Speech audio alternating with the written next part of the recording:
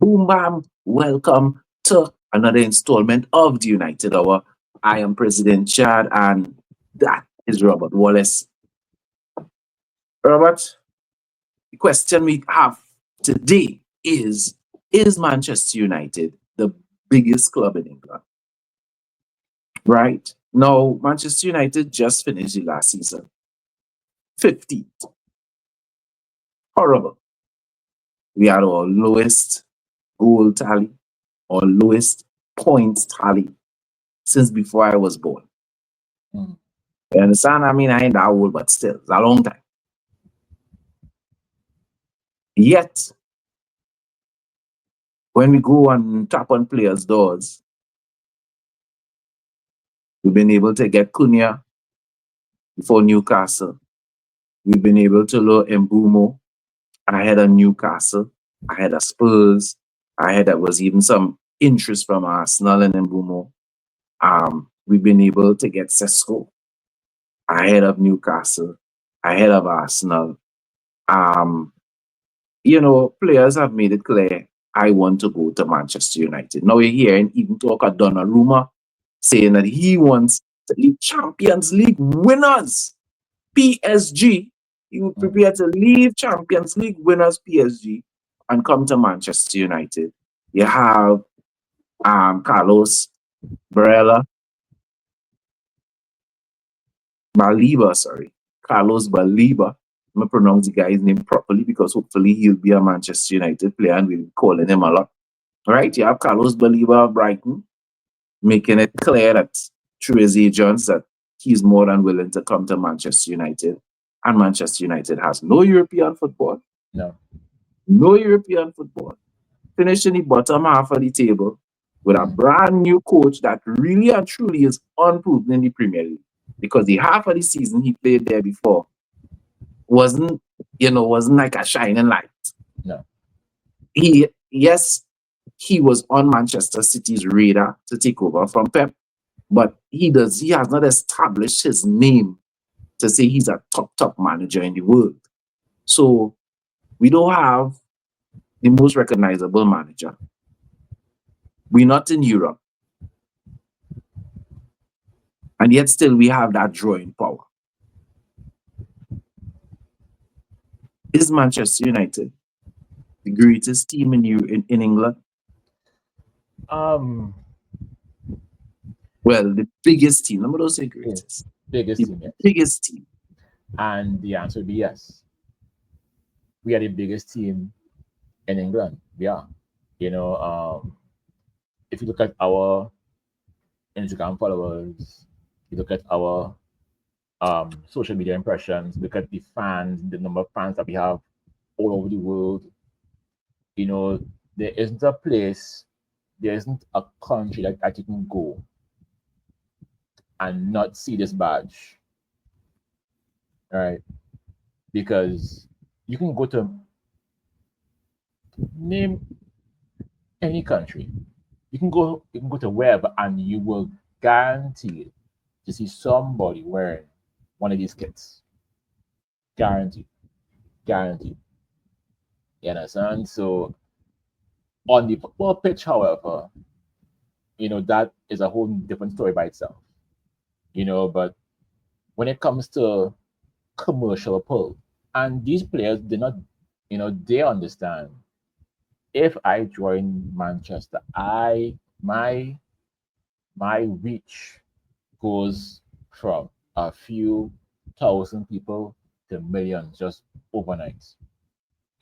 Because I mean, if you watch out most players' Instagram, look at Cunha.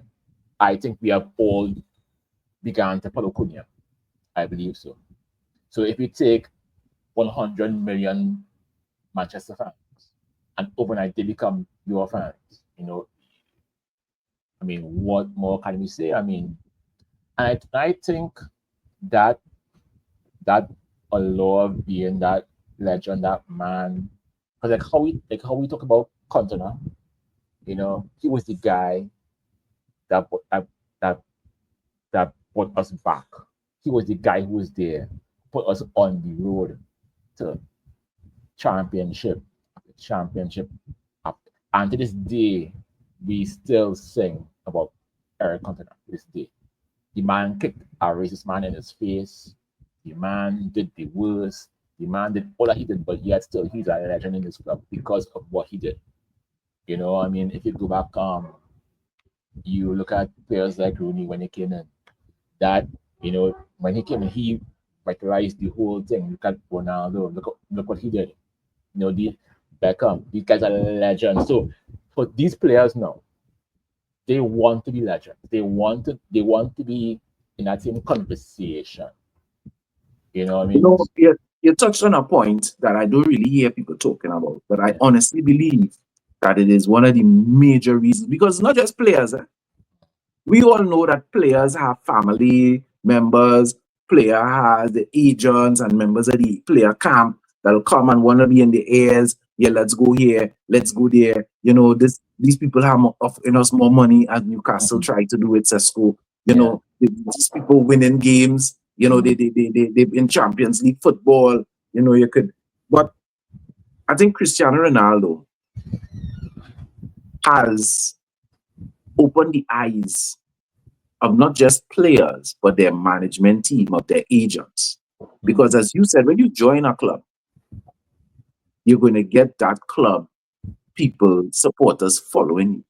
Manchester United's fan base is one of the largest fan bases in the world. So immediately your following is going to go up.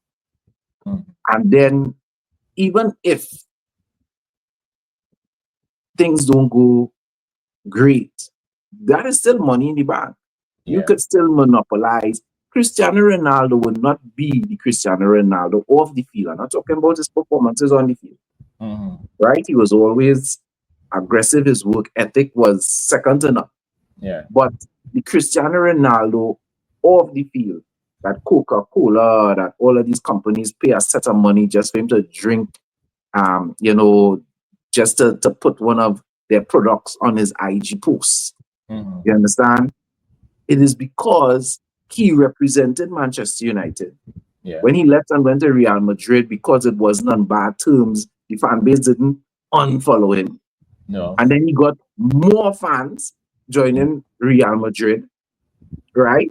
And so he was able and showed a model that you can monopolize monetize. You can monetize your following off the pitch, apart from what you're doing on the pitch. Hopefully, all of the the new signings and these guys perform well on the pitch. But even apart from that, and then the one thing I would add to that. So yes, the point that you're bringing up about social media following and being able to generate income and popularity off the pitch when you join Manchester United, for sure. But when you look at the what I would call the commentary class, right? The people who work in commentary in the UK primarily, most of the top commentators are either former Manchester United or former Liverpool players. I don't want to say legends because not all of these guys are legends, right?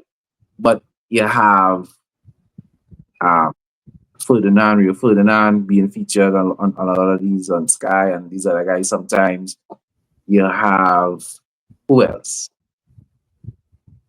You have Ferdinand, you have Scholes, you have Scholes. The show up every now and again. Gary Neville. Well, Gary Neville is a fixture on commentary in the Premier League, not just United games. And you also have a lot of guys from Liverpool, right? Featuring whether it's ESPN, whether it's Sky Sports, and then you will have your one or two legends from other clubs. You have Alan Shearer from Newcastle, but to me, a lot of former Manchester United players and Liverpool players, if we're being honest, tend to feature a lot in commentary, tend to feature a lot in programs and stuff talking about football.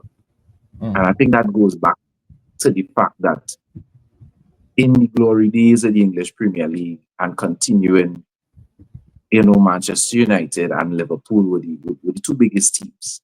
Yeah. And even though Liverpool just won the league, and let's not get it twisted, Liverpool transfer window was very good. They picked up the best midfielder in the world, Yeah. right? They picked up an excellent left back, excellent right back. We're not saying that they were shabby, but overall, in terms of the quantity of fans, in terms of people getting excited. I mean, if Liverpool come by you, they just win the league. Yeah. They've been consistent in Champions League for some seasons now, made a final just the other day. Right? So it's easy for a player to say, yes, I want to go there. Yeah. But when you have players, top quality players, saying yes, they want to go to the team that's 15th, I mean, you had to raise your eyebrow and say, well, why you want to do that? When you have options, it's not like if nobody ain't coming for you. People coming for you. Yes. But you choose to go to Manchester United. And it's not just that, it is the money, because we are no longer paying players the dumb wages anymore. We're not. Correct. No, 250 and 300,000. You ain't getting that kind of money at Manchester right now. Successful, right? Arsenal bid more for him. You're gonna pay more for him. Newcastle was gonna pay whatever he wanted, but yet he chose us.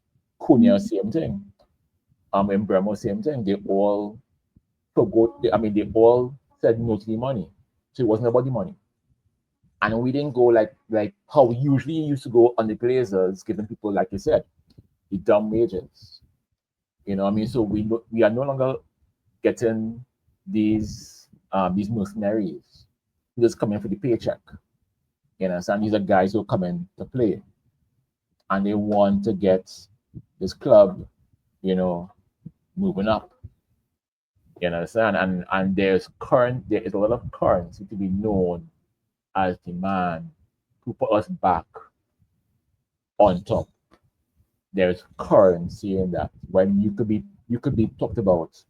In the same breath of a Cantona, as you stated earlier, yes. If you could be part of the team that puts Manchester United back on top, you will entrench yourself not just in Manchester United folklore, but you will entrench yourself in football history. Because let's be real, most Caribbean and definitely Trinidad and Tobagonians support Manchester United because of Dwight York. I mean, before Dwight was there, I was a supporter, but still, Dwight is a pulling factor, right, for people in this part of the world. And up to today, when people talk about the best pairing, football pairing, not just Premier League pairing, football front two, you hear people talk about Cole and York. York is mentioned, and we're not even just we're not talking about Caribbean people, we're talking about just people talking football on the whole. You hear Dwight York's name mentioned in high football conversations. You know what I'm saying? And they're not talking about anything he did before United or anything he did after United, right? You all know he's the national coach of Trinidad and Tobago football team right now. But, he captained the team, took Trinidad and Tobago to the World Cup. Nobody don't talk about that. All the people that talk about is the treble winning season and his contributions with Andy Cole up front for Manchester United. That's all everybody is talking about. That's it, right? That is. So if you can be part of the rejuvenation of Manchester United, you are going to entrench yourself in football history. And I don't think Newcastle would do that for you. And I'm not even sure that Arsenal would do that for you because they already have their heroes. Right now, Saka could do no wrong. And nobody could outshine him. Right now. And then Liverpool is Salah. It don't matter what you do, Salah is the man. Liverpool and then you have Van Dijk. But even if you go to Arsenal, right, Robin Van Persie is known as a what? As our legend. Not their legend, Yeah, well, he Those went two to league with Robin Van us. Persie, right? And So people see, actually, even since he played more no one, seasons with Arsenal than with us, he was treated poorly by Van Hal, in my opinion. yeah, Right? He wasn't treated properly, but he didn't slide the club for that. He understood it was the coach, the manager, right? But even still, when Robin Van Persie is featured or he speaks and does engagements, he always more bigs up his career at Manchester United than the extended time he had at Arsenal. And most of our ex players are like that. It's always about United. correct, correct, correct, correct. You know, So because I mean, yeah, I think we could say without doubt, Manchester United, even after finishing 15th, even with no Champions League, no European football at all, is still the biggest club in England. Feel free to drop your comments. Do you agree? Do you disagree? You think we just full of shit because we're Manchester United fans? And but I mean, yeah, evidence. You can't just yeah, say no. You had to bring evidence. We have players that have made it clear they rather us than people in Europe. They rather us than people with more money. So, you had to bring receipts. If you're going to yeah, say something contrary, you had to say, explain it. You can't just say, well, no, is no, right? Utilize the comments, like, subscribe. Robbie, anything to say to the people before we head out? um, I think you wanna see why these players chose us this season, and I think you're gonna see why even Ruben Amorim chose to come to us. I think he Yeah, because himself I'm wants to sure be, he would have known that yeah, he was on Manchester City shortlist as well. yes, And we didn't even talk about that.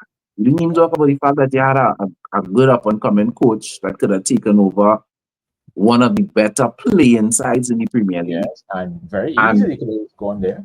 And when they and leave, even though he didn't want to take over the team in the middle of the season, mm, it was told to him what is now or never, and he was like, yeah, well, tell with I it, let's go. yes, So exactly. we pull in managers, we pull Mm, in players, we pull in executives. We have former Newcastle executives on board. We have former City executives on board right now. yeah, We just doing the most. mm, Let's hope that this season we're going to be doing the most on the pitch as well.